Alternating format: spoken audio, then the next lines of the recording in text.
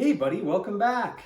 In the previous video, you learned how to engage your enemies in both ranged and melee combat, and how to resolve attacks using your spec cards and rolling some dice. In this video, I'm going to teach you how your units interact with the various types of terrain in AOT. Come on, let's check it out! Terrain plays a significant role in every Archives of Tomorrow battle.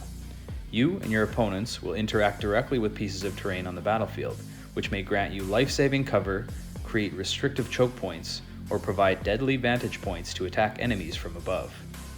Terrain brings your battlefield to life, and often, a piece of terrain placed in a meaningful location on the battlefield can become the key factor in creating an exciting narrative during your battle.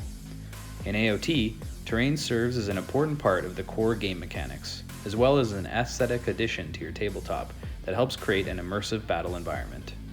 When preparing for battle, the commanders will place terrain pieces on the battlefield. Each piece of terrain must be assigned at least one of the 4 terrain rules in AOT. You're not restricted to just one rule per piece of terrain though, so you can assign multiple rules to individual pieces of terrain if you choose.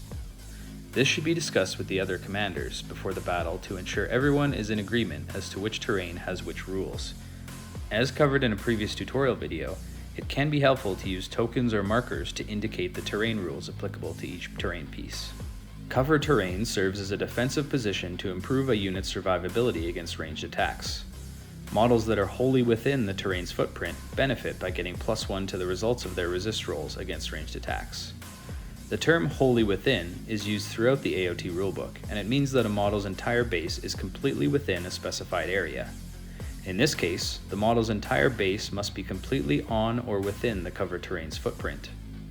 Terrain footprints should also be discussed by the commanders before the battle so that there are no disputes as to whether a model is wholly within terrain or not.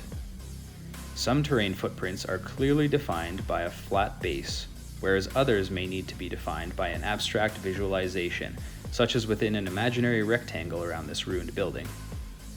As implied by the fact that models need to be wholly within the terrain to get the benefit of cover, models can freely move through or over this type of terrain. However, there is one exception to this.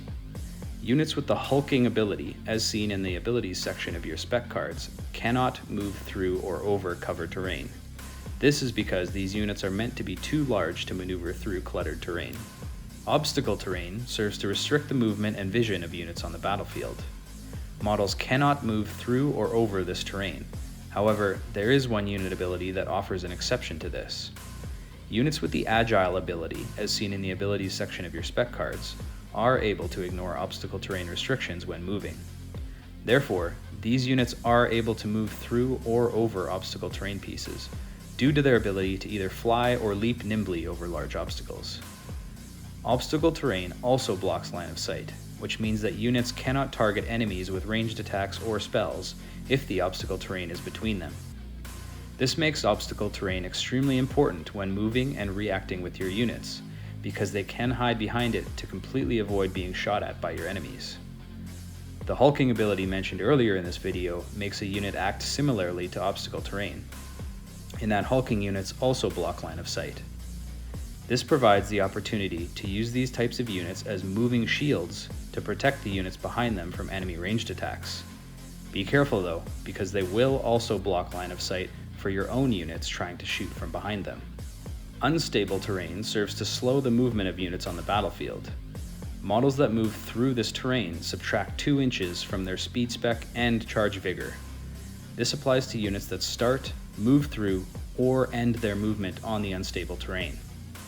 Just like with obstacle terrain, units with the Agile ability are also able to ignore the penalty from unstable terrain when moving through or over it. Vantage point terrain serves as elevated positions on the battlefield that give an advantage to units shooting from atop them. Models that are wholly within the terrain's footprint benefit by getting +1 to the results of their attack rolls when performing ranged attacks. Utilizing these vantage points properly can significantly increase the lethality of your shooting activations. Although some have already been mentioned earlier in this video, here's a summary of the unit abilities that directly interact with the different types of terrain in AOT.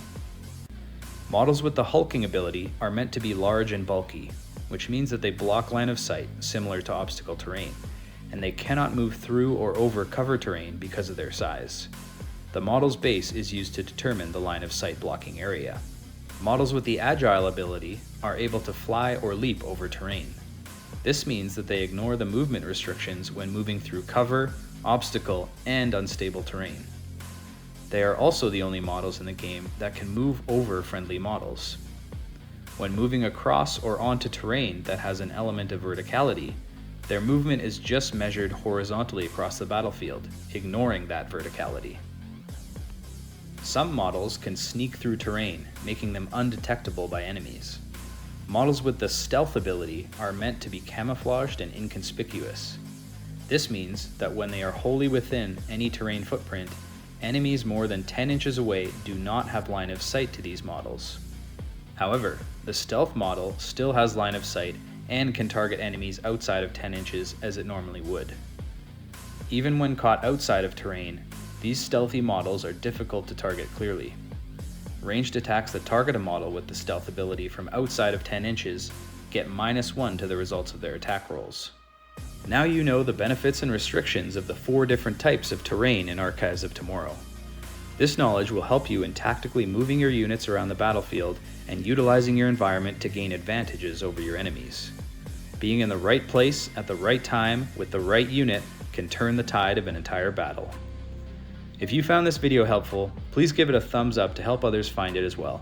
And by subscribing to the channel, you'll get notified as to the next tutorial videos are released.